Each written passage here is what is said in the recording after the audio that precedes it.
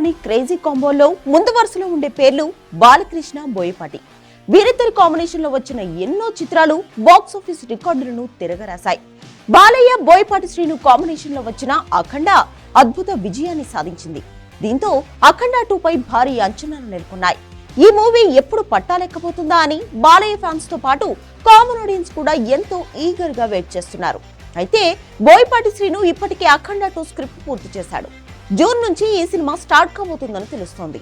ఈ క్రమంలోనే ఈ మూవీలో నటించబోయే హీరోయిన్ కు సంబంధించి ఒక లేటెస్ట్ అప్డేట్ వినిపిస్తోంది. అఖండ 2 సినిమాతో బాలయ్య బాబుకు జతగా త్రిష జతకట్టనుందన్న వార్తలు వినిపిస్తున్నాయి. అఖండలో ప్రజ్ఞా జైస్వాల్ హీరోయిన్ గా నటించగా అఖండ 2లో త్రిషని హీరోయిన్ గా లాక్ చేస్తున్నారని తెలుస్తోంది. అఖండ 2 ప్రాజెక్ట్ ని పాన్ ఇండియా లెవెల్లో ప్లాన్ చేస్తున్నాడట బోయపాటి శ్రీను. అందుకే ఈ సినిమాకు త్రిష అయితే పర్ఫెక్ట్ అని భావిస్తున్నాడట. ప్రస్తుతానికి త్రిష, చిరు, విశ్వంబర సహా పలు సినిమాల్లో బిజీగా ఉంది. మరి ఇప్పుడు బాలయ్య సినిమాలో త్రిష నటిస్తుందో లేదో అన్న దానిపై అఫీషియల్ కన్ఫర్మేషన్ రావాల్సి ఉంది. కాగా ఇంకా పట్టాలెక్కనప్పటికీ అఖండ 2 పై అంచనాలు ఆకాశాన్ని అంటున్నాయి.